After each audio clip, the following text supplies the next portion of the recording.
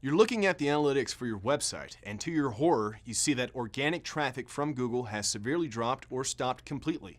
In a panic, you check if your site's still up, if the analytics tracking code is still installed, or if you've accidentally blocked search engines from indexing your site. Everything checks out, but you don't know what the problem is. If the stop or drop in traffic was sudden, then congratulations, you may have a penalty to deal with.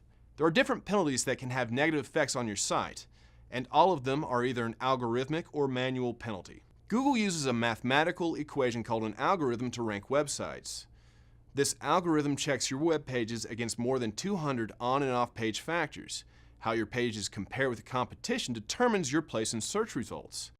An algorithmic penalty is when Google changes or updates their algorithm, and that change could cause a sudden drop in rankings and website traffic.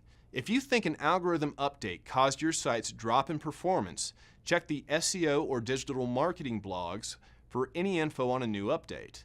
If there was one, look into what the update changed and when it was launched. If the launch date is around the time your traffic and rankings dropped, then that update may be your problem. It's also a good idea to track recent changes to your website, as the change may have triggered a pre-existing algorithmic penalty.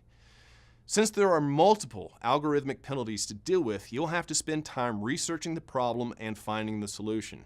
If you can't find news about an update or you haven't made any changes to your site, then you may have been hit by a manual penalty. Your site gets a manual penalty when it violates Google's Webmaster guidelines. These guidelines cover what is and isn't acceptable behavior regarding your website. Basically, Google doesn't want you to use specific strategies to game their algorithm to improve your site's position in search results. Unlike an algorithmic penalty, Google sends a message to your site's Search Console account telling you your site was penalized.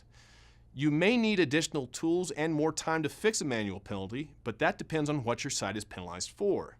Keep in mind that the negative effects from a penalty, both manual and algorithmic, can affect your site well after the penalty is removed.